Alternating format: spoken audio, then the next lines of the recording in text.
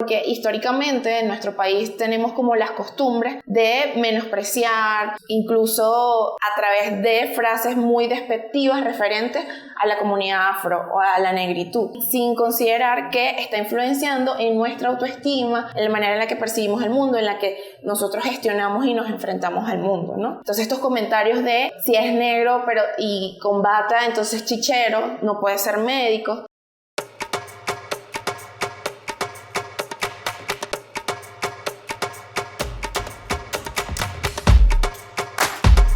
Bienvenidos a un nuevo episodio de Cuéntamelo Afro. Bueno, en esta oportunidad me acompaña Marian Vera, de verdad que un placer tenerte aquí. Ajá, y los aplausos. Cuéntame, ¿cómo estás? ¿Cómo te sientes? Muy bien, gracias. Muchísimas gracias por la invitación. No, en realidad, gracias por estar aquí y por aceptar, pues eso es lo importante. Bueno, antes que todo, siempre me gusta saber y hacer esta pregunta, que es ¿quién es Marian Vera? Bien, bueno, soy una mujer joven caraqueña de abuelos barloventeños y padres caraqueños. Soy sensible, creativa, muy valiente y apasionada con las cosas que hago y por mis ideales. Y soy psicóloga educativa. Ok, ¿y qué te apasionó estudiar o por qué estudiaste psicología? Bueno, porque sabes que siempre está el hecho de que la gente quiere estudiar psicología por ayudar a la gente. Okay. Sin darse cuenta que la psicología va muchísimo más allá que eso. ¿Por qué tú iniciaste a estudiar? O sea, ¿por qué tomaste la iniciativa de estudiar psicología? Ok, sí, pasé por un proceso de orientación vocacional en un programa que se llama Programa Samuel Robinson de la Universidad Central de Venezuela, y allí encontré que me gustaba mucho la psicología, bueno, sí, el ayudar a otros. Desde pequeña soy observadora, me gusta analizar, entonces creo que desde muy pequeña he tenido como estas habilidades, estas herramientas, y que bueno, poco a poco las he ido afinando. Y sí tenía la perspectiva de poder ayudar a niños para que en el día de mañana fueran adultos mucho más felices consigo mismos, con el entorno. Hoy en día no solo me dedico como a trabajar con niños, sino también con adolescentes y adultos. Entonces esa sensación o esas primeras ideas aún están conmigo. Bueno, por lo menos te invité en esta ocasión porque quería una psicóloga, porque hay muchos temas que abordar a nivel psicológico, por lo menos en cuanto a salud mental, la importancia del lenguaje. Pero creo que como para poder como medio ir comenzando, ¿consideras que realmente se toma aquí en Venezuela, digamos que importante la salud mental? Desde tu punto de vista personal. Ok, chévere. Sí, bueno, para entender esto o para responderte, primero me gustaría comentarte que bueno, la salud mental, definida por la OMS, es como estas capacidades, estos recursos que tiene cada individuo para poder entenderse a sí mismo, gestionarse con el entorno y a su vez contribuir a la comunidad, o sea, a la no que es pertenece. solamente algo de tuyo, sino de cómo también te reflejas ante el mundo. Exactamente, cómo nos relacionamos con los demás, okay. Cómo nos vinculamos. Y en cierta parte hemos pasado por muchos procesos sociopolíticos, económicos bastante fuertes que agravan nuestros recursos o las posibilidades de tener una salud mental bastante equilibrada. Entonces yo considero que hoy en día, específicamente en Venezuela, tenemos que apostar a el autoconocimiento, a conocerse cuáles son las herramientas con las que cuento, los recursos que tengo para afrontar la realidad, porque una de las cosas que permite tener salud mental es aceptar la realidad en la que vivimos, sea agradable, desfavorable, etc. Y a partir de lo que somos y lo que tenemos, ver cómo nos gestionamos, cómo nos vinculamos con nuestro entorno.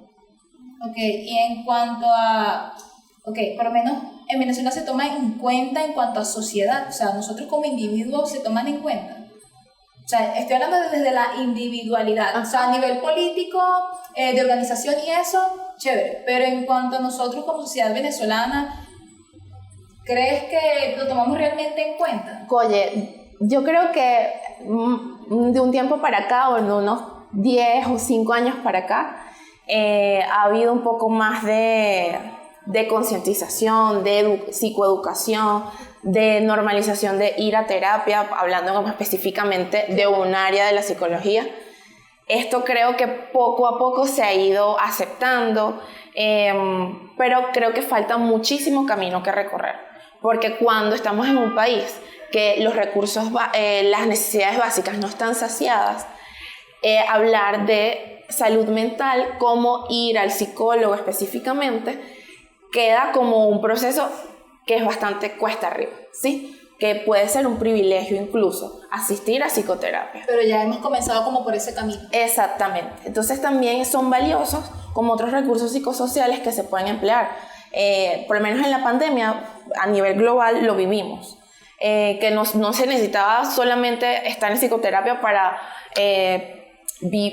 poder procesar todo lo difícil que fue la pandemia, sino cosas muy pequeñas como dedicarse a descansar, tener tiempo de calidad con los seres queridos, ¿no? Entrar en familiares, amigos, conocernos, ver qué nos gusta, explorarnos, permitirnos cosas que en el día a día, pre-pandemia, el curso de la vida era muy rápido. Bueno, ya que tocas por lo menos esa parte de la pandemia, ¿crees que la pandemia pudo haber sido un punto muy importante para tomar en cuenta muchas cosas en cuanto a la salud mental? Lo digo porque por lo menos capaz muchos estuvimos aislados, pues, capaz sin familia, pero otras personas se dieron el chance o la oportunidad de conocerse, autorreconocerse, de poder darse cuenta de muchas cosas de su entorno que capaz estaban, no sé, ya sea erradas, autopercepciones, entre otras cosas. ¿Cree que pudo haber sido como punto de partida para que pueda intensificar más el hecho de la salud mental? Yo creo que habría que verlo, o sea, de manera individual, incluso por estratos sociales. Okay. Hubo personas que tuvimos el privilegio de podernos quedar en casa, trabajar a distancia y estar con salud, ¿no? Que era como claro, lo primero que lo grave en ese momento. Pero otras personas, habían otras realidades que siguieron saliendo a la calle, trabajando el día a día, claro, porque de esa manera subsisten. Entonces, sí, yo creo que es ambigüedad de realidades, pero que por lo menos en mi caso sí me permitió como tener un espacio de compartir, de reflexionar, de dormir, de descansar también. Me gustaría saber qué influencia tiene el lenguaje, por lo menos uno, desde la cotidianidad del venezolano, okay, en cuanto a la salud mental. Porque por lo menos hay mucha gente que dice tipo, ay, pero si ese es jodiendo, ese chalequeo, eso. ¿Qué influencia tiene en realidad el lenguaje del venezolano en nuestra salud mental? Pues nosotros como ya afrodescendientes. Ok, sí, bueno, tiene mucha influencia. Realmente cuando hablamos del sistema nervioso, del cerebro en sí mismo, la información que se codifica, que recibe el sistema, es indiferente para él si es real, no hace una distinción entre realidad o mentira, ¿no? Incluso la capacidad que hace que diferencia esto es nuestro prefrontal, pero el resto del cerebro, que está conformado por un sistema límbico, que es donde llega la información sensorial y emocional, no hay una distinción entre esto es realidad, esto es mentira. Te digo esto como para decir que sí es muy importante en la manera en la que nos hablamos, en la que el lenguaje se plantea cómo se describe una etnia, cómo se describe de una persona, podemos hablar de nosotros mismos, qué nos decimos. Y me parece muy importante este punto porque históricamente en nuestro país tenemos como las costumbres de menospreciar, de incluso a través de frases muy despectivas referentes a la comunidad afro o a la negritud. Y esto queda rezagado, queda como sin importancia, sin considerar que está influenciando en nuestra autoestima, en la manera en la que percibimos el mundo, en la que nosotros gestionamos y nos enfrentamos al mundo, ¿no? Entonces estos comentarios de si es negro y con bata, entonces chichero, no puede ser médico, estos pensamientos comunes de pensamiento común, no tienen como un filtro de análisis. Entonces ahí es donde no hay un cuestionamiento y es a la invitación que yo hago, tanto en lo individual como en lo colectivo. Es importante ver pero ¿qué estoy queriendo decir con esta frase? Por más chistosa o por más tiempo que tenga en nuestra sociedad, que las abuelitas lo dicen. ¿Qué pasa con estas frases de yo seré negro pero soy inteligente? El pero claro, le da esa connotación de ya va, o sea, no es lo mismo que yo diga yo soy negra e inteligente, ¿no? Exactamente. Hago un cambio de palabra y la frase cambia totalmente. Es que yo creo que ya el prejuicio que conlleva ese dicho, refrán o lo que sea, ya creo que tiene todo el peso del mundo, porque primero crea una idea errada en cuanto a lo que es una persona negra o afrodescendiente, afrovenezolana, como sea, pero crea una idea errada, que sin embargo sigue perpetuando en la actualidad, que capaz antes por lo menos el de trabajar como negro para vivir como blanco. Exacto. O sea, de ahí hasta el día de hoy se dice y no nos damos como que cuenta de todo el peso que conlleva todo eso, y de ahí, de ese mismo tipo de refranes, dichos, sacamos nuestras ideas erróneas. Ya sea, no sé, por prejuicio en la calle, que yo veo a una persona negra afrodescendiente y yo pienso que va a ser lo malo o cualquier cosa. Entonces de ahí, en base a esos dichos, se mueve nuestro prejuicio. Sí, totalmente. Y además que puede que pase desapercibido o que no, pero es que es una frase ya. Pero ¿qué pasa con la autopercepción de esta persona que, bueno, además de tener una profesión, entonces tiene que lidiar con lo estigmatizado que está su imagen, claro. Por ejemplo? Digamos que puede que la globalización ha permitido tener otros referentes, otras representaciones y decir, bueno, pero entonces no todos los negros con bata son chicheros, ¿sí? Pero igual falta mucho por educar, falta mucho por sensibilizar. Es que no solamente eso, yo nada más me pongo a pensar en el hecho de los niños. Cuando tú le dices a un niño o cuando el niño escucha este tipo de cosas, también va creando en su conciencia que está en forma de construcción, digamos que de una identidad, digamos que en construcción de su personalidad, de muchas cosas. Cuando empieza a escuchar este tipo de refranes como que, bueno, hay que trabajar como negro para vivir como blanco, o sí, negro con bata blanca chichero, blanco con bata blanca médico, empieza ya a crear un prejuicio, una construcción de la sociedad que está completamente errada, porque si eso es lo que escucha, pero sin embargo no existe un reforzamiento de lo que es, de las cosas buenas de lo afro, de la negritud, entre muchas cosas más, crece de una idea errada.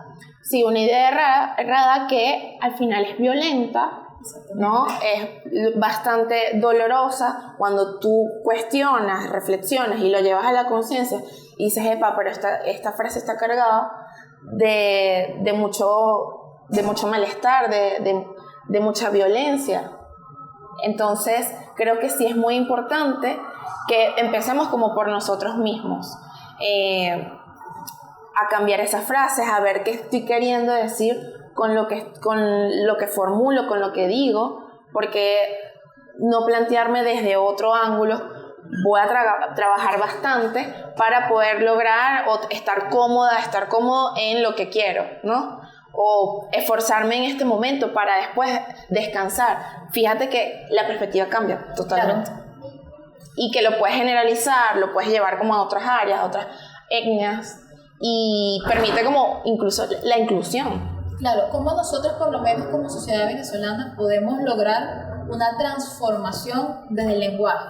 Sinceramente yo lo sigo pensando y lo he pensado desde que empecé a investigar un poco más acerca de lo afrodescendiente y lo afrovenezolano, de cómo nosotros podemos transformar el lenguaje. Pues sin embargo no se le da importancia, o sea, es algo como de que no es chalequeo, es joda, cómo nosotros podemos ir, digamos que aportar ese grano de arena para ir transformando desde lo más básico que es el lenguaje para capaz ir avanzando un poco más. Sí, ya después ver cambios en la acción, ¿no?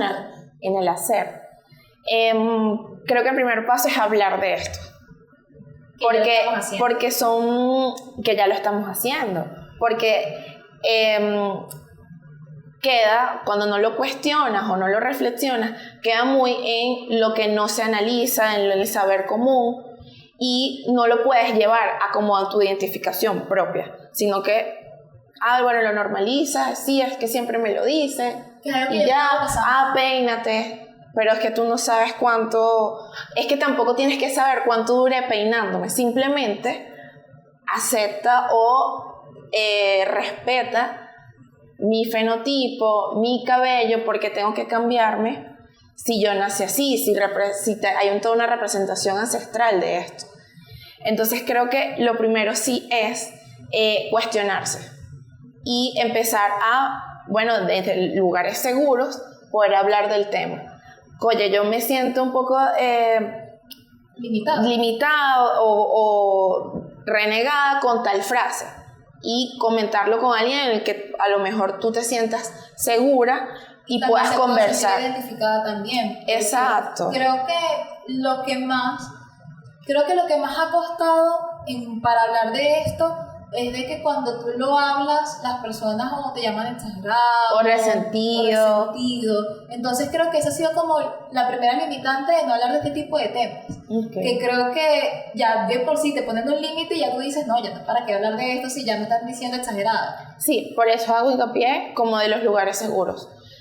No podemos ir probando quién piensa igual que nosotras. Claro.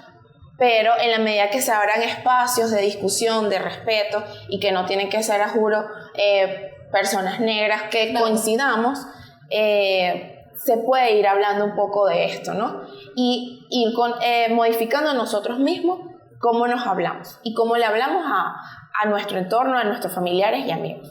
Justamente estábamos hablando y todo, detrás de cámara, con el camarógrafo, Holanda, de que justamente es parte del lenguaje el hecho de todo lo que te dicen hasta en la calle, o sea, desde la experiencia de uno como afro-venezolano o afro-venezolana, de los comentarios que tienes que aguantar, porque ni siquiera es escuchar, no, aguantar, que hacen daño a tu salud mental, ya sea de ese cabello, esa peluca, un traqui-traqui, cuidado con el piojo, lo que sea referente a nuestro cabello, o hasta a veces color de piel. Por lo menos tengo una amiga que le dicen como que ay, eres muy bonita para ser negra.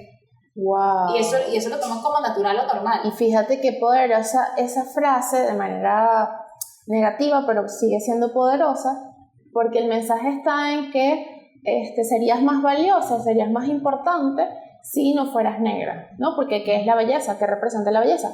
Poder, estatus, aceptación, o sea, de manera general, ¿no? De manera histórica, la belleza significa eso, o representa eso. Pero es que sí, porque al final, y mira, como eso hay muchísimos más que la gente no lo toma en cuenta. Por lo menos, bueno, los comentarios muchas veces suelen ser diferentes para el hombre como diferentes para la mujer. Sí, nosotras por ser mujeres tenemos como sumado a ello el sexismo. Entonces, independientemente de la etnia que seamos, de la raza, entonces está esto de ya el acoso callejero, los piropos, esta invasión, este abuso verbal, incluso a veces físico, y que nosotros las mujeres negras, bueno, se le suman como otras otras características o otros comentarios más peyorativos, porque bueno, está la sexualización de la mujer negra, entonces por tus curvas, por tu tono de piel, y lo hablo por el cabello, exacto, por el cabello, porque te ves como muy exótica, muy llamativa, y bueno, entonces a alguien le provoca y dice lo que primero que piensa. Claro, es que por lo menos como eso, ahí es cuando va mi pregunta, y es importante desde el punto de vista psicológico, cómo nosotros como sociedad venezolana podemos lograr tal vez una transformación para que este tipo de cosas no es que dejen de pasar, porque sinceramente en cuanto a los comentarios en la calle, yo sé que no va a parar, pero por lo menos cómo nosotros podemos lograr una transformación social. Fíjate que los comentarios en la calle sí pueden parar, porque tenemos un ejemplo en México, no tengo fechas precisas, pero sí sé que como desde el 2015 se aprobó una ley que es que si había acoso callejero, verbal incluso, esta persona, que generalmente son hombres, podrían ir presos. Ok, wow, o sea, imagínate tú, o sea, solamente anota ese hecho de que como sociedad venezolana podemos lograr una transformación solamente en base a eso, o sea, nada más con una ley, y que en México lo hayan hecho, eso yo no sabía. Imagínate. Sí, ahora, en que otras, si llega a todas partes del país, sabes, como la variabilidad de que una decisión política o una ley luego se transforme en el hacer, cómo se transforma, ahí es donde está lo difícil y lo complejo. Pero ya que haya un respaldo legal, es muchísimo, es bastante. Y el complemento de esto, bueno, es trabajar con la sensibilización, con la educación, con esto de la empatía, cuál es el objetivo, por ejemplo, de poder decirle a alguien en la calle lo primero que se te pasa por la mente. O sea, ¿qué contribuye eso con la otra persona? Si más allá de, incluso si esto es un halago, si es alguien que no es dentro de tu círculo social, ¿qué beneficio tiene esto? Mira, es que hasta ahí ya me diste el nombre. Señores, no se llama piropo, se llama acoso callejero y debería ser penado. O sea, eso no tiene... Palabra cierta. Sí, esa es la palabra cierta. O sea, eso debería estar penado, que es acoso callejero. Listo. Porque aparte, siento que podríamos lograr una transformación y todo desde el punto de vista legal, como le pasó en México, para que, o sea, pare ese tipo de cosas. Pues sinceramente, no solamente las mujeres afro, sino todo tipo de mujeres sufrimos acoso en la calle. Y la cosa está en que puede que se vea subestimado, que no, nada más es un acercamiento verbal, es un acoso verbal, pero es que la violencia en sí misma tiene un círculo que si no se detiene, ella va creciendo, es como una bola de nieve que cuando vienes a ver es inmenso. Claro. Y bueno, terminamos en femicidios. Entonces sí es importante. Sí es importante que nos respeten, que estemos en la calle seguras, mostrando nuestra frondosidad, nuestro afro, ¿no? Y que no nos sintamos mal por eso. Y que no tenga yo que tener que limitarme a cualquier cosa solamente por el hecho del que puede pasar si solamente sigo siendo yo.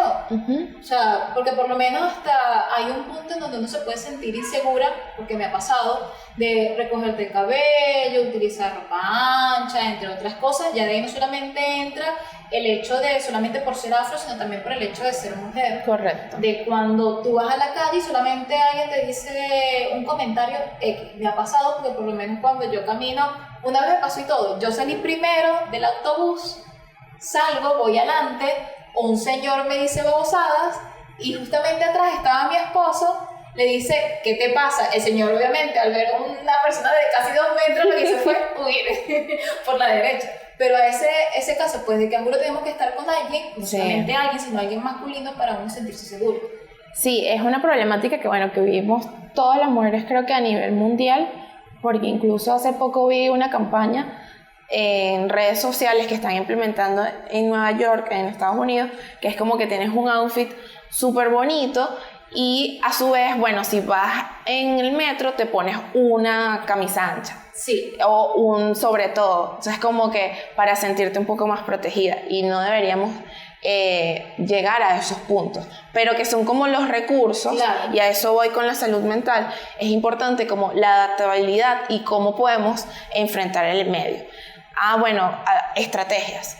Si no me quiero vestir de una manera porque voy a un sitio en específico, pero no me siento de todo segura en la calle, bueno, uso alternativas como otra ropa, o voy acompañada, tengo una chaqueta, que sé que cuando esté en el lugar seguro, que estoy cómoda, puedo lucir en la manera que yo tenía pensado. Que yo considero que no debería ser así, porque la idea es que uno se pueda sentir cómodo en cualquier lugar que uno vaya. Eso es una realidad.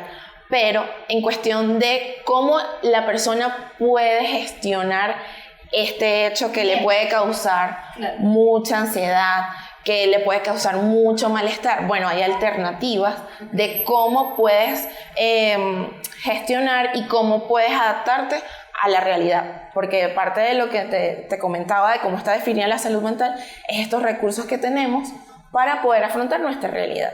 Y sí, parte de que tenemos que aceptar las mujeres, y específicamente hablando de las mujeres afro, es que existe el acoso callejero, es que existe esta discriminación en la calle, y no está de más buscar alternativas propias de cómo nos podemos sentir cómodas en el transitar, ¿no? Estando en la calle.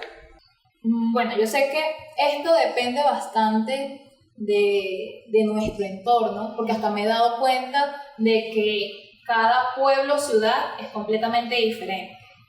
y el entorno que conlleva esta ciudad o este pueblo también lo es, y de ahí el pensamiento individual de todas esas personas. Pero ¿qué herramientas podemos tener nosotros para capaz tener una salud mental estable, o digamos que entre un poco más en equilibrio? Exactamente. Y tener como ese autorreconocimiento, aceptación. Sí, bueno, es importante considerar que nuestro sistema, nuestro organismo, siempre tiende a estar desregularizado al regularse, al equilibrio, al caos y al equilibrio. Entonces, tener esto en cuenta, ¿no? Que nos permite ser más compasivos con nosotros mismos, tenernos paciencia, esa paciencia que nos piden afuera, tenerla con nosotros mismos para poder irnos conociendo. Siempre es importante tener como las diferentes áreas trabajándolas. O sea, me refiero a que cuando tenemos un problema emocional, psicológico o incluso psiquiátrico, las demás áreas de nuestra vida se ven involucradas. También pasa al revés. Cuando tenemos beneficios y vamos mejorando nuestra salud en un área en específico, las otras también se ven reflejadas. Entonces, no hay salud física sin salud mental. Importante, bueno, palabras, pensamientos, más que positivos, que sean gratificantes, de reconocimiento, de orgullo, de motivación, el ejercicio físico de diferente índole que cualquier persona desde lo que es pueda ejercitar, pueda realizar. El relacionarnos con personas que amamos, los vínculos, está comprobado, sanan, tienen lo que nosotros podemos construir con otro, vivenciar, es totalmente sanador. Y fue una de las cosas que, por lo menos en la pandemia, pudimos dar cuenta, que mientras aislaban a unas personas, tenían más probabilidades de morir, claro, que quienes eran cuidadas, recibían afecto, recibían palabras de motivación, de amor. El amor sana. Es que, bueno, ya de por sí eso se ha visto hasta en pacientes oncológicos, yo aquí hablando ya en otra área. Exactamente, porque por lo menos las personas con cáncer terminal, se ha comprobado y todo, que cuando tienen o se alejan de la familia o entran en un estado depresivo, pueden fallecer, digamos que de manera más rápido que el diagnóstico. Mientras que cuando se mantienen, ojo, esto es completamente relativo a muchas cosas. Claro. Pero se han hecho estudios que también muchos de los factores que donde han podido mejorar o empeorar la persona, ha sido exactamente por eso, por el tema de la depresión, no cómo afronte la situación, el apoyo familiar, entre otras cosas. Claro, porque somos seres sociales que realmente desde el día 1 necesitamos de un otro para que nos cuide, incluso al final de nuestras vidas. Claro. ¿Sí? Entonces yo diría que es eso, cuidar los pensamientos, lo que nos decimos, el lenguaje, con la manera en la que nos hablamos, ser un poco más compasivos con nosotros mismos. Bueno, la alimentación y en conjunto con el deporte o el ejercicio físico, y ver con quienes nos rodeamos, con quienes, cómo es nuestro entorno y con quienes estamos compartiendo nuestra cotidianidad. Creo que es muy valioso. Y específicamente a las personas afro-venezolanas, las personas racializadas, creo que es importante que algo que contribuya a nuestra salud mental, y lo digo como no solo como de psicóloga, sino como individuo, como mujer, creo que sí es muy importante y valioso partir del reconocimiento, de la aceptación, que no es un camino lineal y tampoco tiene que ser bello y color de rosas y yo voy aceptando mi cabello, ay, qué bello es, sí.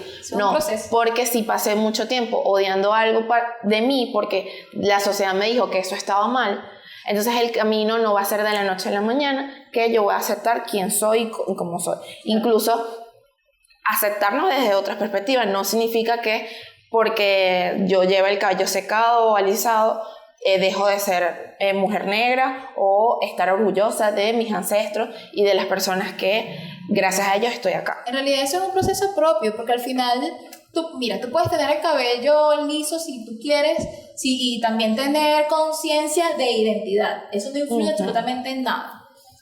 Lo que sí es que la mayoría de las personas que se alizan el cabello es ya es por un tema como de no aceptarse o no querer estar como en ese grupo por el hecho de sentirse insegura, lo que nos han dicho desde pequeña, de ese cabello feo, ese cabello, entre muchas cosas más. Que ahí es cuando ahí entra en juego nuestra salud mental, porque estamos pendientes de alisarnos, aplicarnos productos, entre otras cosas, solamente por el hecho de que dirán. Sí, creo que no en todas nuestras etapas de la vida podemos estar cuestionando todo el tiempo y reflexionando, porque bueno, es un proceso que a veces es agotador y amerita como un espacio propio de reflexión o en conjunto, pero sí creo que es importante que ya desde la adultez podamos permitirnos, incluso de la adolescencia, ir cuestionando qué cosas estoy haciendo para ser aceptada, para ser querida, y qué cosas estoy haciendo desde el placer y desde el querer. Y lo sano es que a medida que vamos creciendo, podamos hacer cosas que, independientemente de los resultados, o sea, que hagamos cosas que nosotros queramos y que aún así a lo mejor los demás no lo compartan con nosotros, no dejemos de sentirnos valiosos y queridos e importantes. Pero ¿cómo uno puede llegar a esa reflexión? Pues sinceramente yo por lo menos comencé a reflexionar de mi entorno y todo eso fue después de que yo comencé mi transición. Igual me pasó a mí. Exacto, entonces, y hasta la mayoría de las personas que yo he conocido ha sido exactamente por el proceso de transición capilar, que de ahí empiezan a ver obviamente la diferencia del trato con el entorno, con otras personas, en cuanto a los comentarios de la calle, cómo cambian de una cosa a otra. Entonces de ahí es cuando uno empieza, ok, ¿por qué pasa esto? ¿Qué es esto? ¿Qué es algo que tanto me llama? O sea, de ahí es cuando uno empieza a tener conciencia de identidad y de ahí empieza a investigar más. Y yo creo que es muy valioso, o sea, ¿cómo haces este proceso? Bueno, que creo que es individual y muy propio de cada quien, pero yo rescato las comunidades que, por lo menos mi caso, de 5 años para acá que he podido vivenciar, se han ido conformando de diferentes áreas. Está este espacio, pero también están los espacios referentes al cabello, a la danza, la música, el reconocimiento del tambor. Entonces, creo que también es como no solo referente al cabello, sino a otras áreas, a otros aspectos. Y que eso es lo bonito del reconocimiento de la identidad, que como empezamos desde el cabello, y fíjate, aquí estamos cuestionando y hablando de otras cosas, como la salud mental, ¿no? Que como, por lo menos en mi caso, esto del cabello empezó en la universidad. Una amiga que también es afrodescendiente empezó a dejarse el cabello natural y yo, wow, pero qué extraño, ¿sabes? Y me empecé a preguntar cosas y de un momento a otro tuve la decisión y ella me acompañó como en ese proceso, asesorándome, ¿sabes? Yo te entiendo. Y ya luego otras personas se fueron sumando, generalmente mujeres. Y bueno, sí es bastante interesante que aquí, por lo menos en Caracas o en Venezuela, se esté dando este proceso de reconocimiento y aceptación a través del cabello. Capaz en otras culturas o otras mujeres le pasa de otra manera, ¿no? Pero a nosotras nos pasó de esta manera y creo que es bastante valioso e importante. Ok, ya para ir como cerrando, me gustaría que dejaras como un mensaje con respecto a la salud mental y obviamente a la importancia del lenguaje. Nosotros, digamos que desde la cotidianidad venezolana, de un consejo o algo que quieras resaltar en cuanto a eso para lograr una transformación social. O sea, nosotros como venezolanos, ¿y qué podemos hacer? Ahí sí puedes ver a la cámara con esto. Bueno, creo que es importante, sí, en primera instancia, independientemente del grupo social al que pertenezcamos, la etnia, la raza, sí es importante como preguntarnos qué estoy haciendo para sentirme mejor. Si ya tenemos un ambiente, una sociedad bastante rápida, conflictiva y que con diferentes procesos y situaciones que nos pueden alterar y gestionar mucho estrés, ¿qué estoy haciendo yo para cuidarme, para contribuir a mi bienestar? Porque de algo que sí es sumamente importante es que si nosotros estamos bien, no es que el resto va a estar bien, pero sí vamos a poder abordar, solucionar, afrontar las situaciones de mejor manera para nosotros mismos. Bien, Kiwi, fíjate que creo que es importantísimo que como individuos podamos irnos conociendo, procurando que si nuestro ambiente hay mucho estrés, es muy violento incluso, podamos ir desarrollando herramientas que puedan darnos nosotros seguridad, bienestar en la medida de nuestras posibilidades. Y en cuanto a las personas afro-venezolanas, creo que sí es sumamente importante, si están como en este camino del reconocimiento, refugiarnos, incluso estar vinculados con personas que estén en pro a esta lucha o en este autoconocimiento de alguna manera, ¿no? Encontrar como este apoyo, más que refugio, apoyo, y que podamos compartir de diferentes áreas nuestra negritud, nuestra propia experiencia. Claro, nuestras raíces. Es que creo que se hace más fácil la cosa, por así decirlo, cuando uno tiene ese referente o cuando uno puede identificar, digamos, que experiencia o ver esas relaciones, pues digamos que el camino suele ser un poco más fácil, sí, por así decirlo. Pero nada, de verdad que muchísimas gracias por estar aquí, gracias por compartir en este espacio, por contar tu experiencia. Y mira, de hace tiempo yo quería ya a alguien que pudiera como que dar desde el punto de vista psicológico muchas problemáticas que capaz el venezolano no se da cuenta.